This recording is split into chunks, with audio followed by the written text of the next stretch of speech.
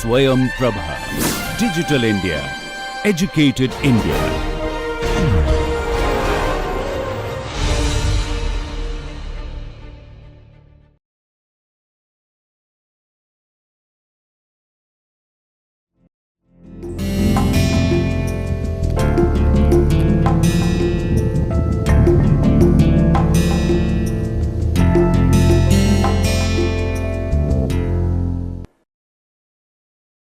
I am Dr. Kavita, Assistant Professor, Faculty of Law, University of Delhi.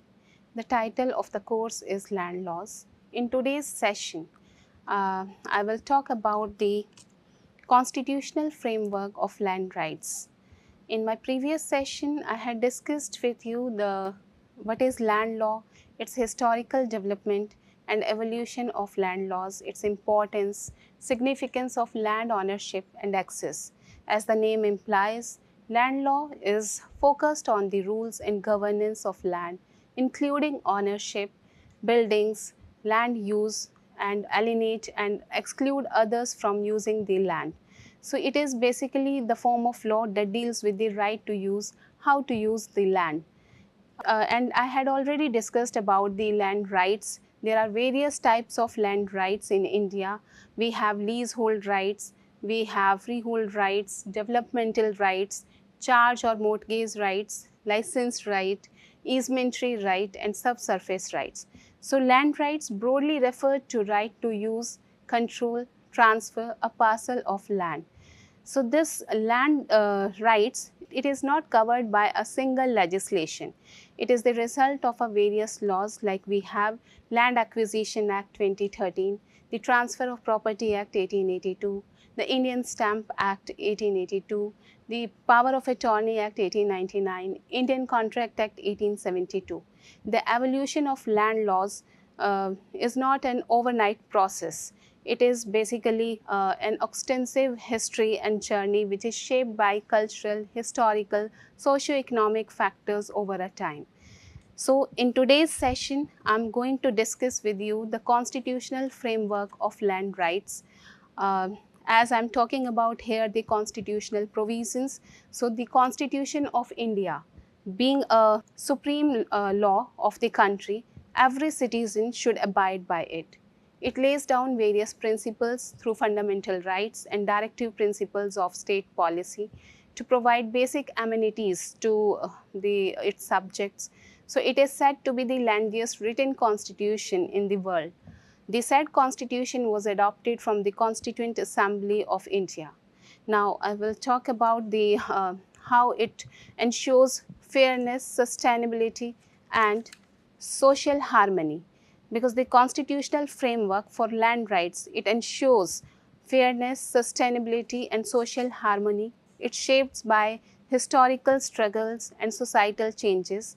This analysis explores here its evolution and examines constitutional provisions worldwide. The constitutional framework governing land rights, such as it stands as a bulwark against injustice, ensuring equitable distribution, sustainable development, and social cohesion within societies. Because prior to the 44th Constitutional Amendment Act of 1978, the right to property was considered as a fundamental right under Part 3rd of the Constitution, specifically under Article 19, Clause F.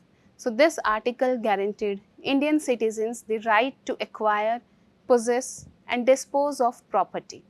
However, after the 44th Amendment, the right to property was transformed into a constitutional right rather than a fundamental right.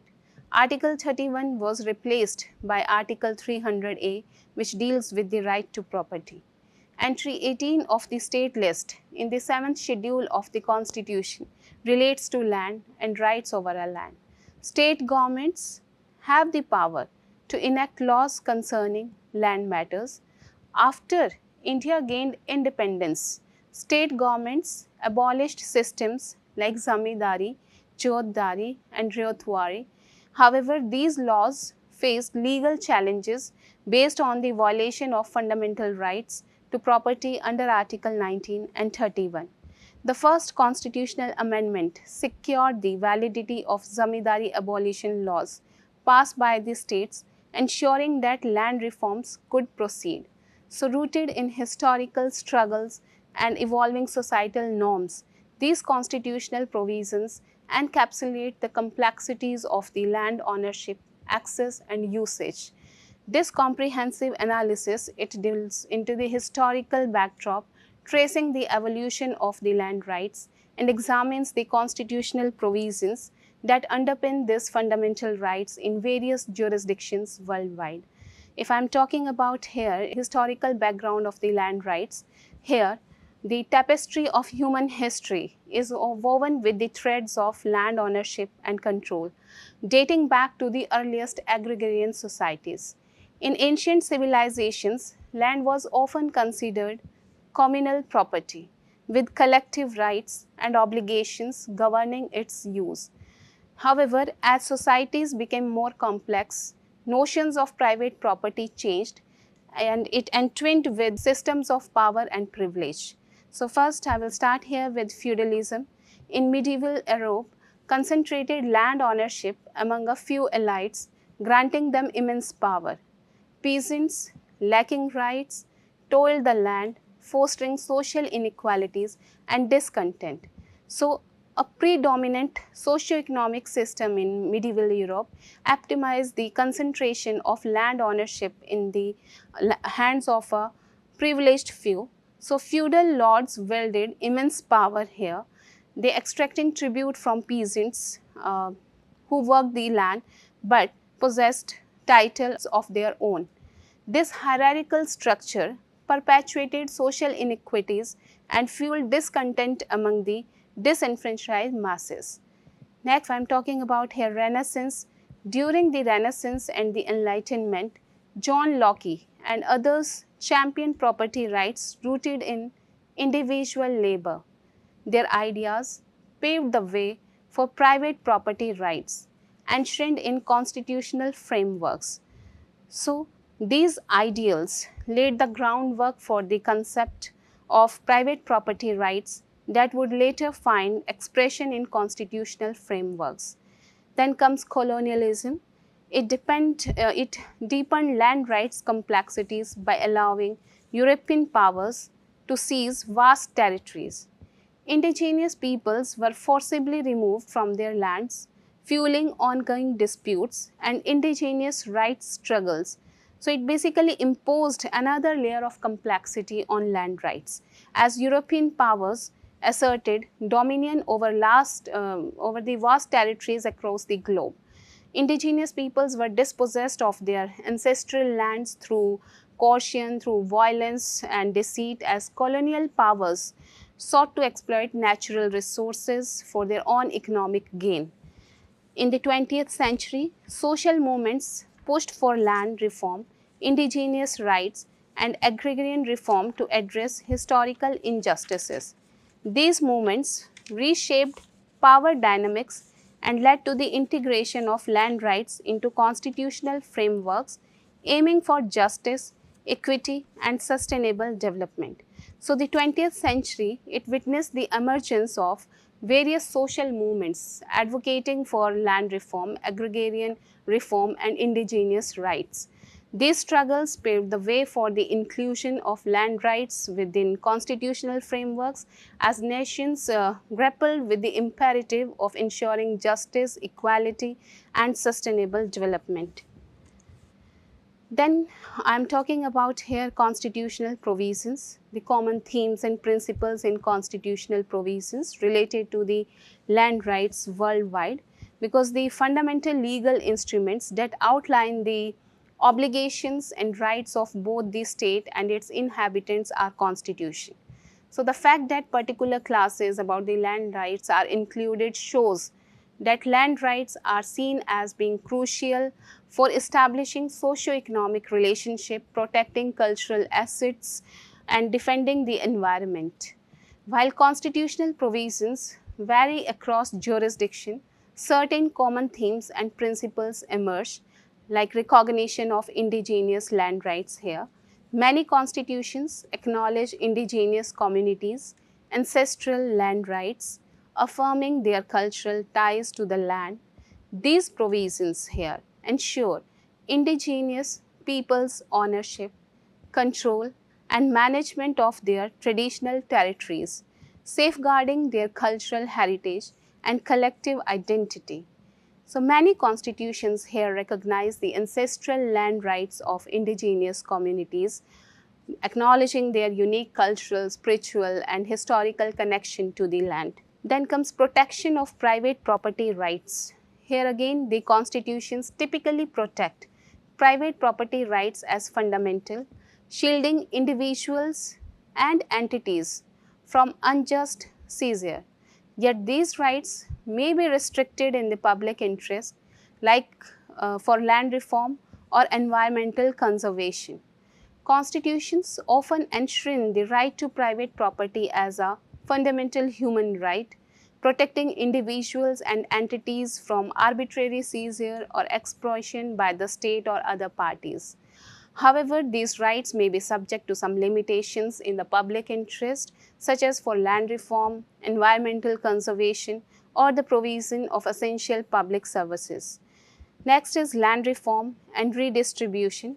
In response to historical injustices and socio-economic disparities, some constitutions include provisions for land reform programs, which aimed at redistributing land to landless peasants, smallholder farmers, or marginalized communities.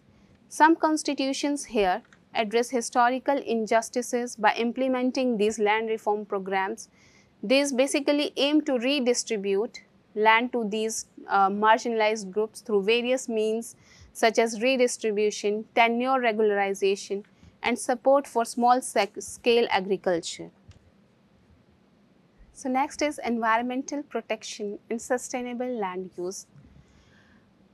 With growing concern over environmental degradation, climate change, and biodiversity loss, many constitutions incorporate provisions for environmental protection and sustainable land use. Concerns about issues like climate change and biodiversity loss have led to the inclusion of clauses for environmental protection and sustainable land use in many constitutions today. In an effort to reduce pollution and land degradation, these actions include community-based natural resource management systems and protections for environmentally sensitive areas. So these provisions here may include safeguards for ecologically sensitive areas, measures to mitigate this land degradation and pollution, and mechanisms for community-based natural resource management. Next, state ownership and land use planning here. In this constitution basically frequently provide the state the power to control land usage, ownership, and management for the benefit of the public. To guarantee sustainable land use and fair benefit distribution, this entails creating land use planning policies, zoning laws, and environmental impact assessments. So constitutions often vest the state with the authority to regulate land ownership, land use, land management in the public interest. This may involve the formulation of land use, planning policies, zoning regulations, and environmental impact assessments to ensure the sustainable utilization of land resources. Next is access to land and housing rights. In this, some constitutions recognize this right to adequate housing and access to land as a fundamental human rights, obligating the state to take affirmative action to address homelessness, landlessness, and inadequate housing conditions. They may entail measures like affordable housing promotion, land tenure security, and prevention of forced evictions. So these provisions may include measures to promote affordable housing and prevent forced evictions and displacement of the people. Next is judicial remedies and dispute resolution mechanisms. In this, the constitutional frameworks typically include legal avenues and dispute resolution mechanisms to tackle land rights violations and resolve related conflicts. This encompasses access to courts, administrative tribunals, or alternative dispute resolution methods alongside legal aid and support services for marginalized groups. because whenever the dispute arises, it may go to court. But here, after the amendment in section 89 was inserted in CPC by the Amending Act of 1999, we have this provision, alternative dispute resolution. So now if someone has a dispute with respect to the property, if they want to maintain relationship between them, then they have to go to the arbitration. They can sort out their dispute or difference by mediation, by negotiation. So this is one of the kind of this remedy. Judicial, along with this, you can say that it is a bypass, it is an alternative to the judicial remedies. Then comes international law and treaty obligations. A lot of constitutions have a clauses that acknowledge the fundamentals of international law and treaty commitments pertaining to human rights, environmental preservation, land rights, and indigenous rights. This could entail abiding by international treaties like the Convention on Biological Diversity and the United Nations Declaration on the Right of Indigenous Peoples, as well as incorporating indigenous legal systems and customary law into national legal frameworks. So the constitutional framework governing land rights, it embodies the aspirations of societies to achieve justice, equity, and sustainability in the management and distribution of land resources. While these constitutional provisions may vary in the implementation and in its scope, the underlying principles of inclusivity, accountability, and respect for human rights remain paramount. As nations grapple with the challenges of rapid urbanization, environmental degradation, and socio-economic inequality, the need for robust and progressive land rights regimes has never been more pressing. By upholding the principles of fairness, participation, and environmental stewardship, constitutional frameworks here can serve as a powerful instrument for building inclusive, resilient, and prosperous societies for future generations. Next, I will talk about the land reforms in the Indian Constitution. I am talking about here about the land reforms. It is the redistribution of land from those who have access of land to those who have none, with the objective of increasing the income and bargaining power of the rural poor.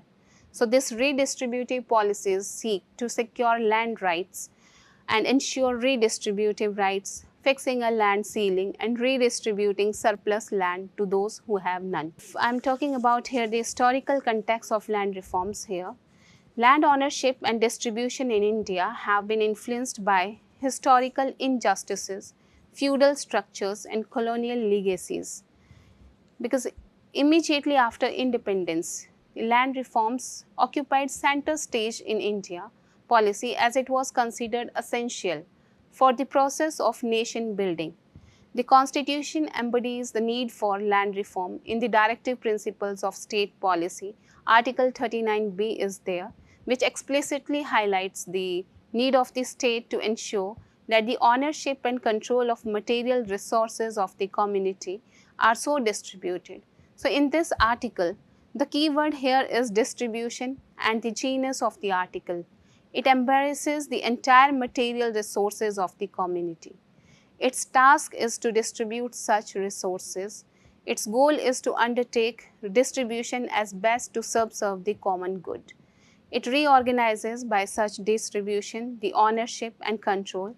So, in order to achieve the above objective, the following agrarian reforms were introduced. Abolition of intermediaries. Here, land reforms in India, it aimed to abolish intermediaries and landlords who exploited tenant farmers in line with Article 39, directing the state to ensure equitable distribution of material resources for the common good. Next is abolition of zamindari system. The Constitution here also facilitated the abolition of the zamindari system through state legislations, transferring land ownership directly to tillers, thus eliminating feudal intermediaries. I am talking about here imposition of land holding limits. Here also Article 31A and 31B. It empowers the state to impose limits on land holdings, to prevent concentration of land in few hands with compensation provisions for land acquired. Right of tenant and agricultural workers. Here also in this context, constitutional provisions ensure security of tenure and fair wages for tenants and agricultural workers, safeguarding their rights against discrimination.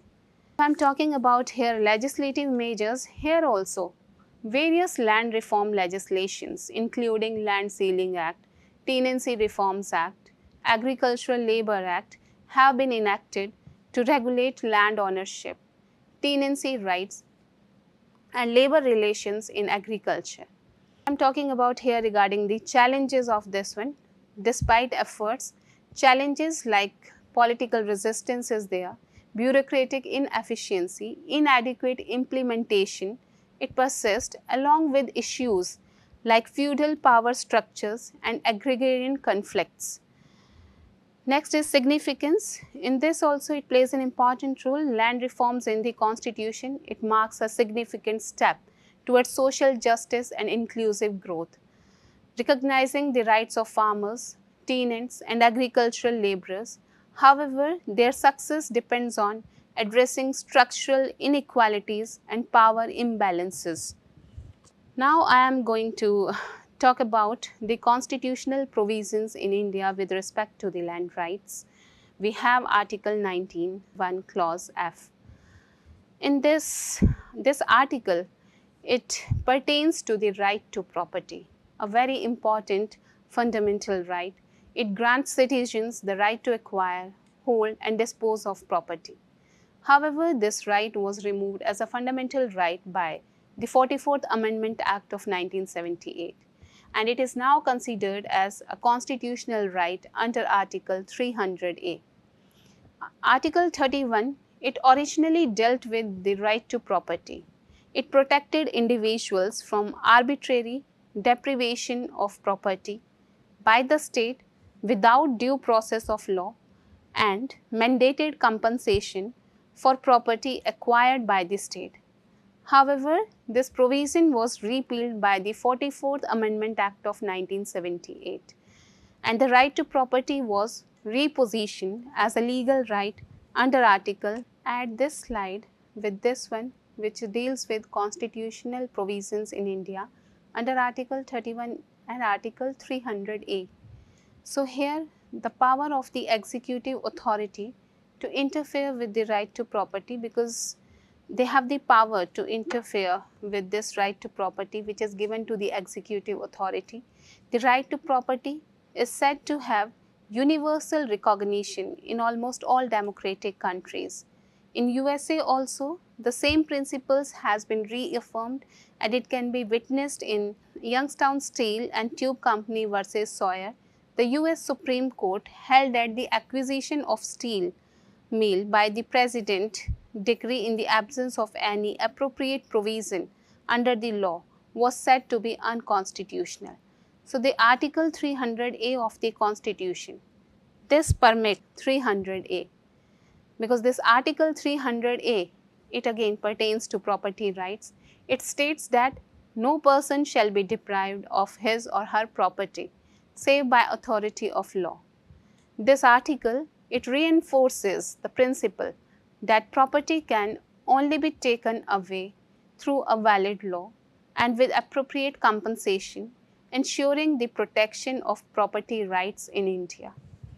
So, the Article 300A of the Constitution, this permits the executive authorities with the power to acquire lands from the individuals when there is an express provision which authorizes them to deprive the property of that individual.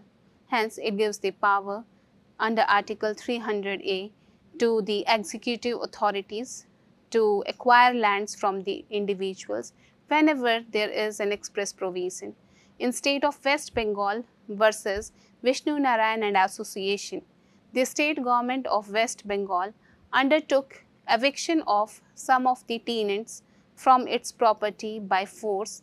Therefore, the Supreme Court held that possession can be resumed by the state government only in the manner known to and recognized by the law but not otherwise.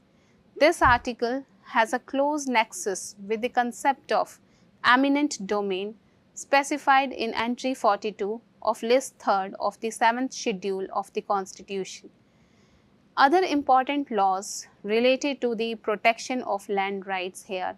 If I am talking about here the hilly state of Himachal Pradesh restricts the sale and transfer of farming land to non-farmers without the consent of state government authorities. So this law here was devised in a bid to conserve the scarce resource in the hilly terrain. A British era law in the state of Jharkhand that protects indigenous land from being sold or transferred to non-tribal people. So recently, attempts by the state to amend the law led to violent protest from the tribal people. The Disturbed Areas Act 1991 of Gujarat, it covers more than 6 cities and restricts the sale or a transfer of property without permission of the local authorities. While aimed at preventing haphazard sale in places affected by civil unrest, critics say the law has led to ghettoization of minority communities. The law was amended recently to give these authorities greater power, including preventing clustering of communities on the basis of religion. The fundamental right to property here enjoys the unique distinction of not only being the second most contentious provision in the drafting of the Constitution, but also the most amended provision and the only fundamental right to be ultimately abolished in 1978. Unlike others, right to life, liberty and equality that can at least theoretically be conceived as applying equally to all. The especially contentious nature of the right to property arises because the protection of property rights inevitably results in entrenching unequal distributions of existing property entitlements. In line with the tenets of democratic socialism, the Constituent Assembly sought to transition to a liberal democratic land order which guaranteed rights of liberty, equality and property, while simultaneously endeavoring to achieve social and economic transformation premised on land reform and redistribution of resources. However, the inherent contradiction between conserving existing property rights and ushering in a more egalitarian society through redistribution of land led to intense debate within the Constituent Assembly, ending in an uneasy compromise between competing interests. As ultimately adopted, Article 19, 1 Clause F of the Constitution, it guarantees to all the citizens the fundamental rights to acquire, hold and dispose of property. This right was, however, subject to reasonable restrictions at that time also by the union and the state legislatures in the public interest, which is stipulated in Article 19, subsection Clause 6. Moreover, Article 31 of the Constitution, it also provided that any state, if they acquire property, must only be upon the enactment of valid law for a public purpose and upon the payment of compensation only. Certain laws were exempted here from these requirements. The paradox implicit in guaranteeing a fundamental right to property while simultaneously embarking on a developmental project of land reform and the executive on the one hand, and they sought to implement the developmental agenda, the judiciary on the other hand, which enforce the fundamental right to property of those affected. So, in the decades that followed, judicial enforcement of the property clause, they resulted in the invalidation of several laws seeking to bring about social and economic reform, including land reform legislation, provoking several parliamentary amendments to the Constitution. So, this 44th Constitutional Amendment 1978, it deleted That's why the Article 19 and 1F and 31 from Part 3, the chapter on fundamental rights in the Constitution. Instead, it inserted the Article 300A in a new chapter 4 of Part 7 of the Constitution, thereby depriving the right to property of its fundamental right status. The fundamental right to property in the Constitution 1950 and Section 299 of the Government of India Act 1935 shifts and continuities. The controversy surrounding the guarantee of a fundamental right to property had centered chiefly in the wording of Article 31. Surprisingly, the wording of Article 19 in 1 clause F and 5 attracted little debate, even though no such provision had existed in the Government of India Act. Acquisition and requisitioning of property was included as a subject in the concurrent list, enabling both the Parliament and the state legislature to enact laws on the subject. The Article 31 was taken almost verbatim from Section 299 of the Government of India Act 1935, but with certain key differences that greatly strengthened the protection of certain kinds of property rights in post-independent India and weakened those of others. Section 299 in turn, it gave constitutional or entrenched status to restrictions on the state powers of compulsory takeover of land that had been enshrined in a series of colonial legislation starting from the Bengal Regulation 1 1824 and culminating in the Land Acquisition Act 1894. Section 299 of the Government of India Act had provided in the relevant part that no person shall be deprived of his property in British India save by authority of law. Neither the federal nor a provincial legislature shall have the power to make any law authorizing the compulsory acquisition for public purposes of any land. No bill or amendment making provision for the transference to public ownership of any land or for the extinguishment or modification of rights therein, including rights or privileges in respect of land revenue. It shall be introduced or moved in either chamber of the federal legislature without the previous sanction of the Governor General in his discretion, or in a chamber of provincial legislature without the previous sanction of the Governor in his discretion. So, this clause 1, it embodied the fundamental principle of the common law that the executive may not extinguish property without the authority of the legislature. Clause 2 here was intended to apply only to the compulsory acquisition of land and undertakings. This was done ostensibly so as not to compromise laws relating to taxation B. Clause 3 here safeguard certain vested interests, including zamindari and grants of land or tenure of land free of land revenue or subject to remission of land revenue, its talukdaris, inamdaris and jagirdaris.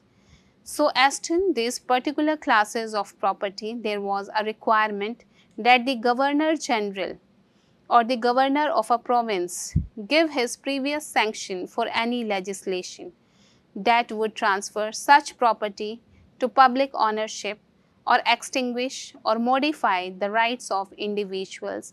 Ignited, it was precisely this colonial legacy that the Constituent Assembly tried to reverse in the drafting of Article 3.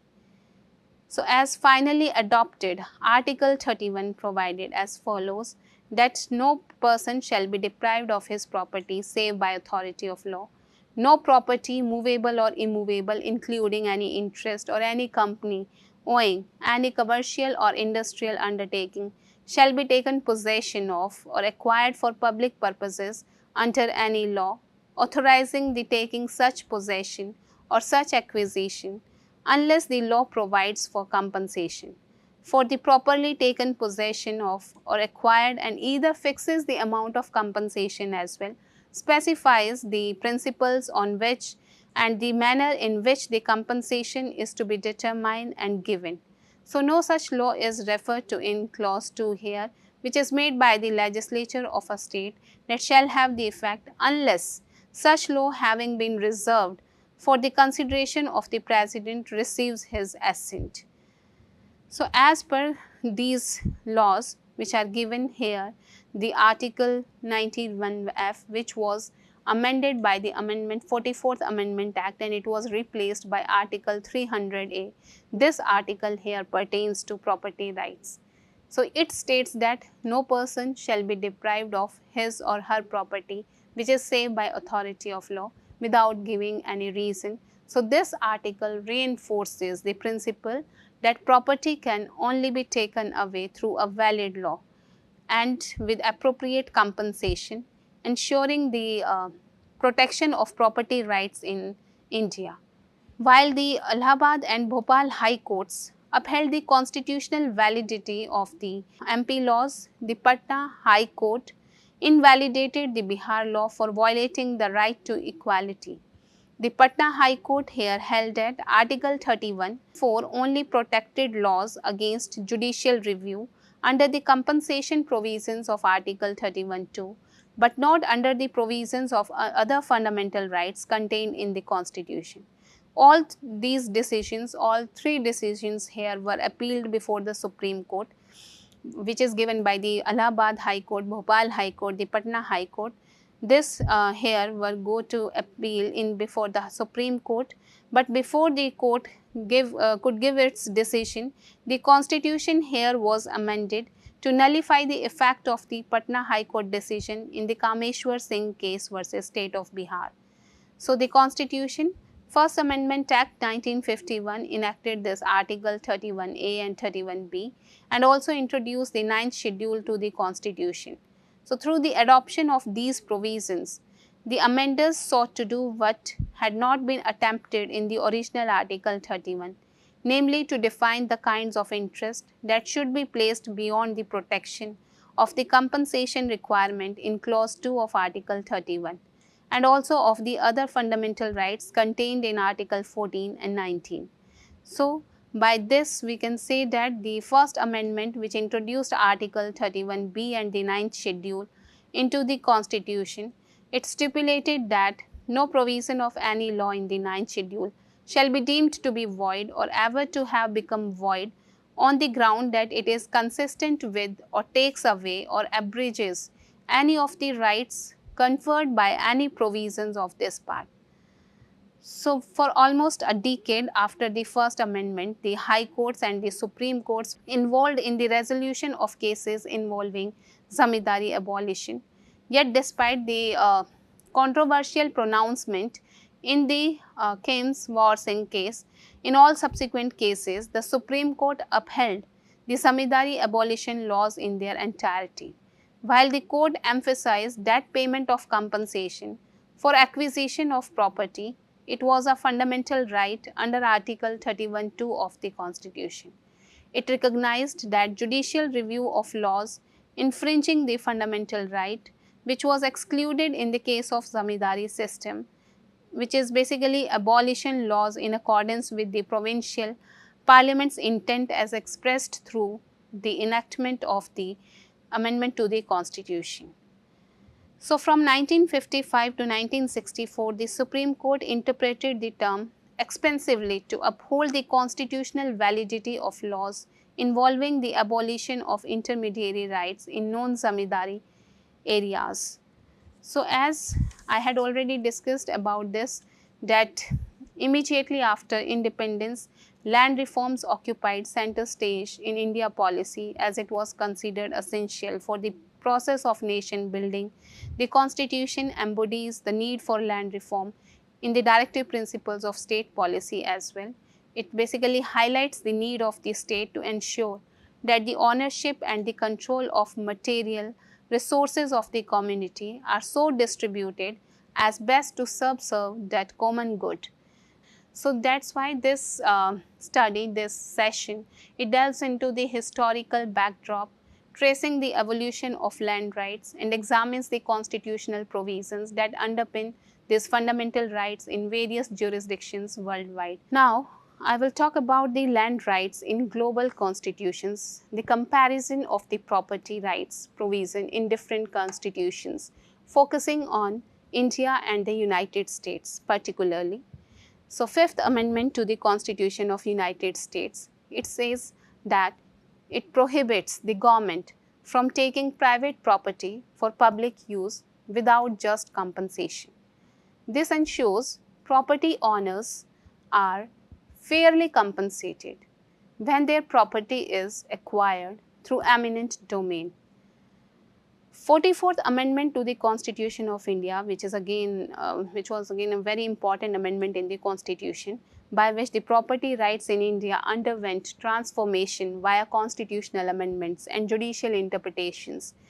This 44th Amendment Act of 1978, it reclassified the right to property as a legal right under Article 300A, removing its status as a fundamental right. This aimed to balance individual property right with the state's authority to regulate property for the public interest.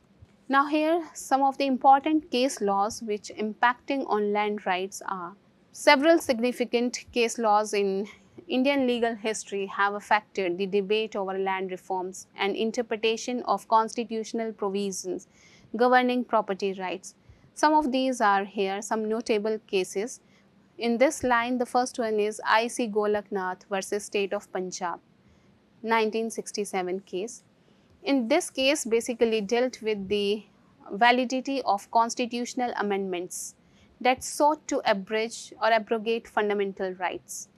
While it did not directly concern land reforms, but the Supreme Court's rulings in this case, it affirmed the supremacy of fundamental rights, including the right to property, Article 31, which had significant implications for land reform legislations.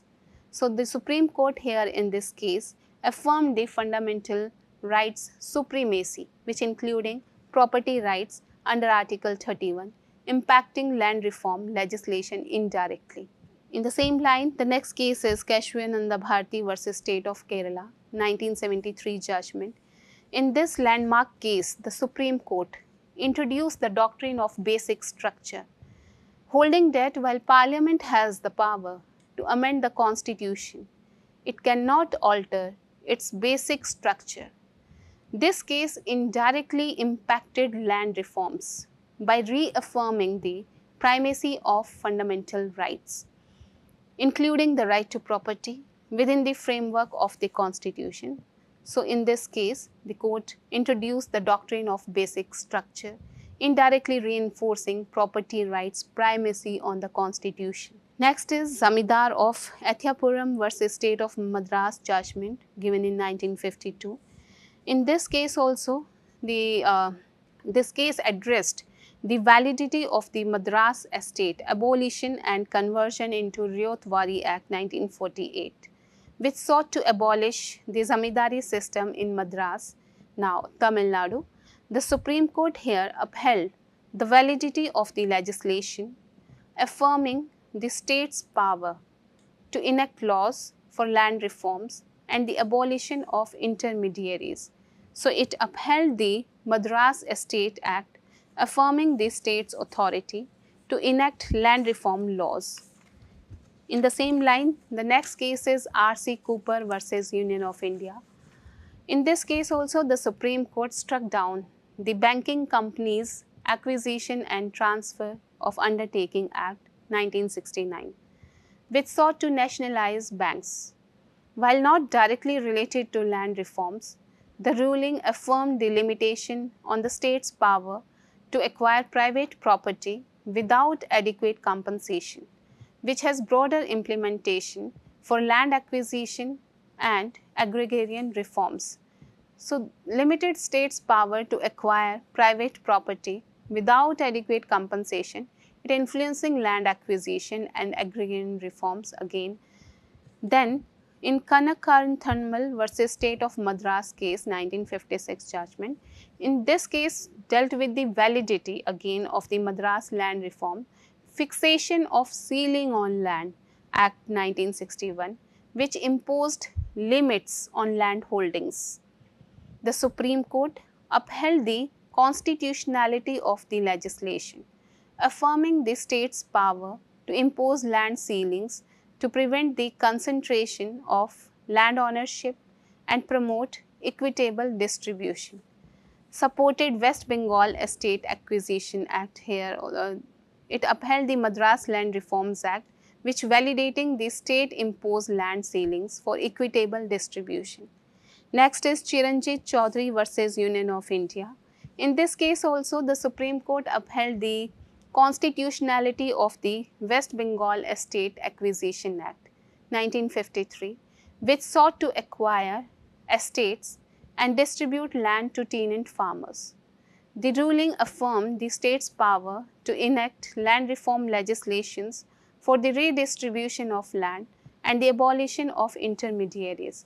So, it supported West Bengal Estate Acquisition Act in this judgment, endorsing land redistribution and intermediary abolition. I am talking about here the land rights and the Constitution of India. The Constitution of India recognizes the significance of land rights and incorporates several provisions to safeguard them, like we have in this line the right to property. Originally, the Constitution provided for a fundamental right to property under Article 19, subsection 1F and Article 31. However, the 44th Amendment Act of 1978, it abolished the right to property as a fundamental right, repositioning it as a legal right under Article 300A. Next key factor in this line is directive principles of state policy. The Constitution includes several directive principles of state policies related to land rights, directing the state to ensure equitable distribution of resources and prevention of concentration of wealth. These principles here, though not enforceable by the courts, guide the state in policy making.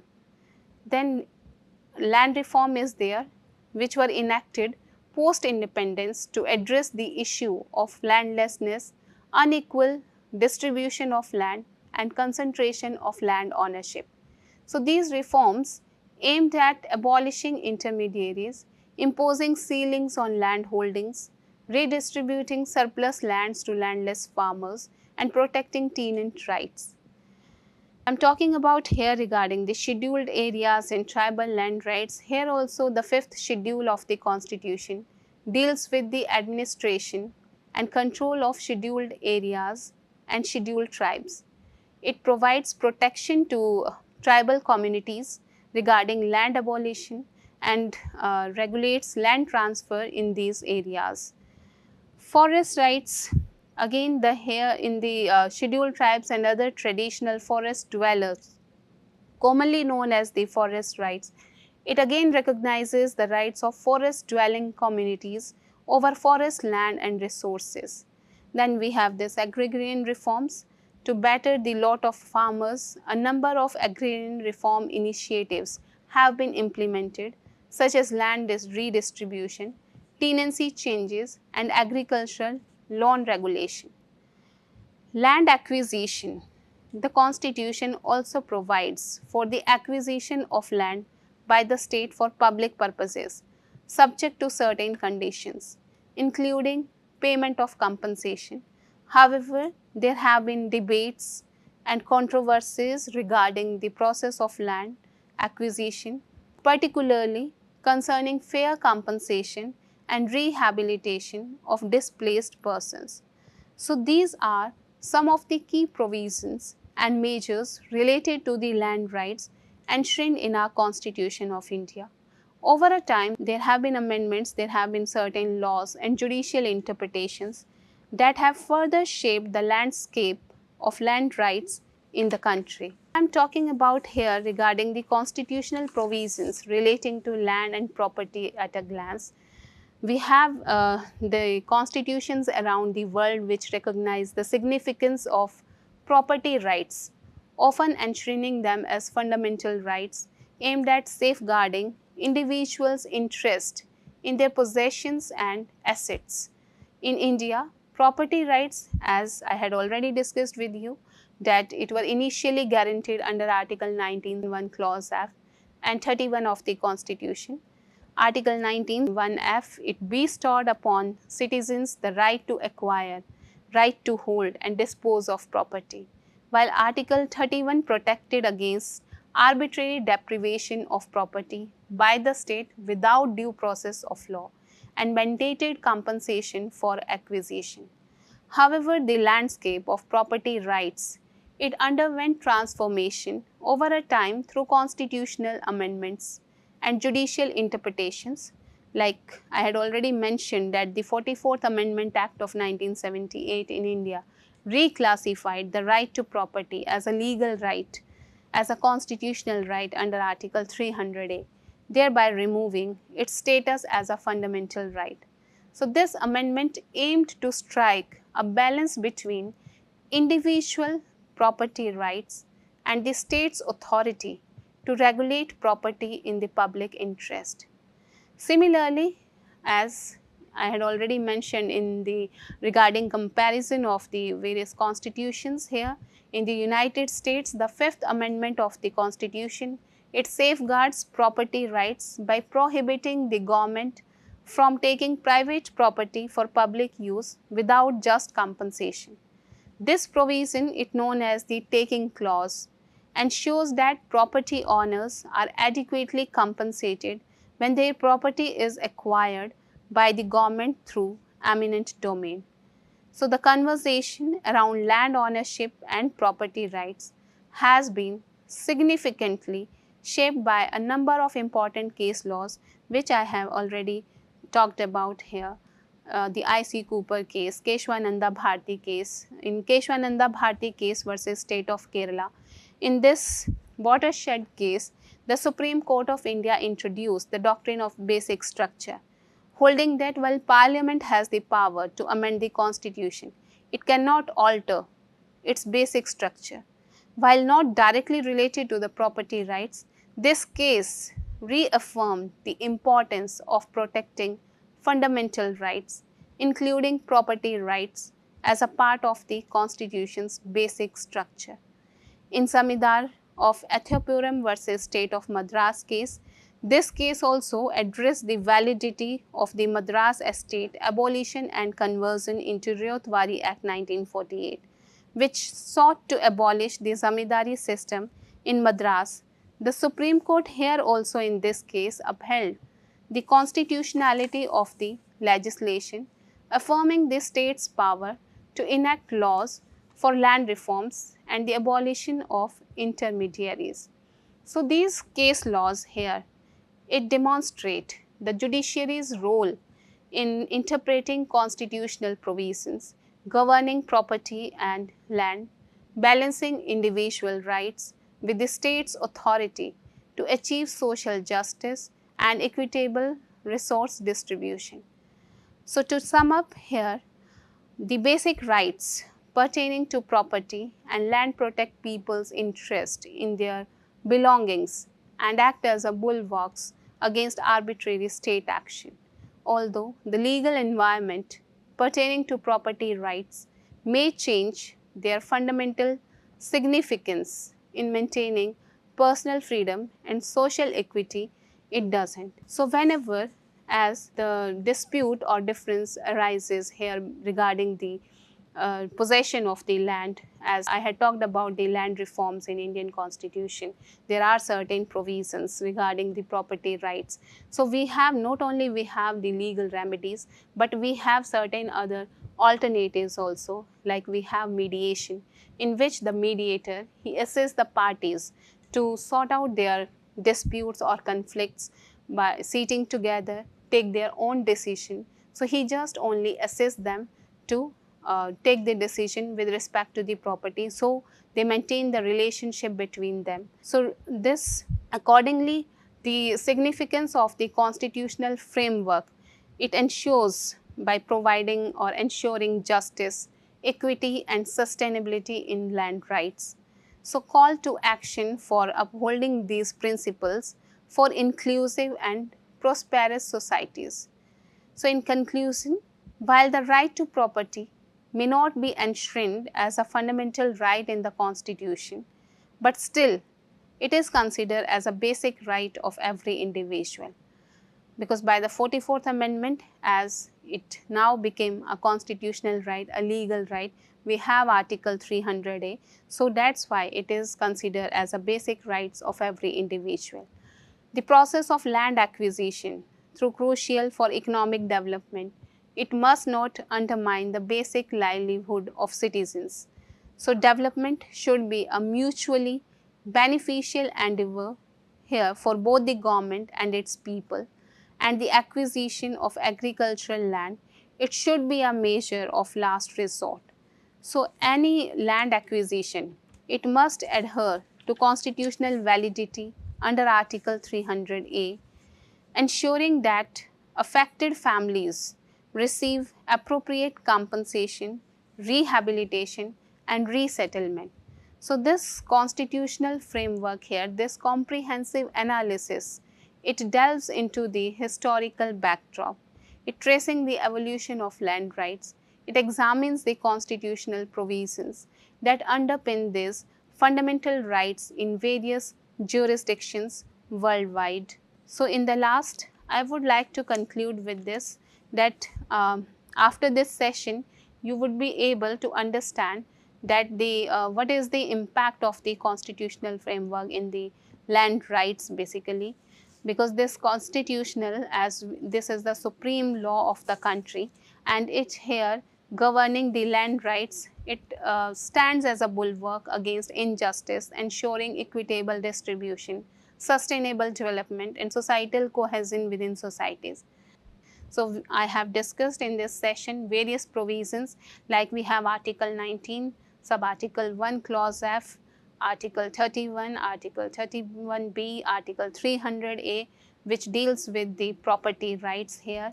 And in this we had already discussed the various cases, very landmark cases with respect to the land rights in constitution, like the Keshwananda Bharti case, where the basic structure was introduced by the Supreme Court. And in the last, I just want to conclude with this, that this Constitution of India being a supreme law, every citizen should abide by it, because it lays down the principles through directive principles of state policy, through fundamental rights, to provide basic amenities to its subject.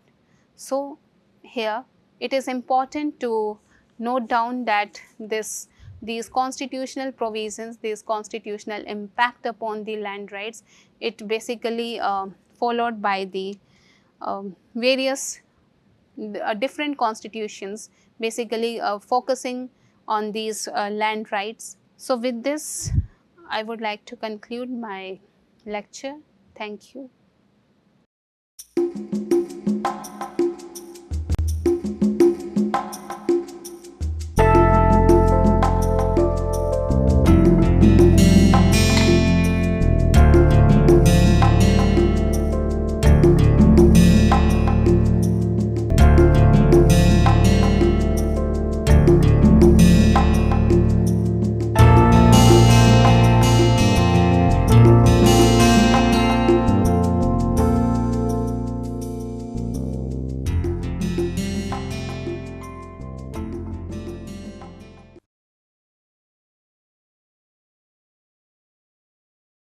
Hello, I am Shikha Dikshit. I teach psychology and I work with the Department of Humanities and Social Sciences at IIT Kanpur.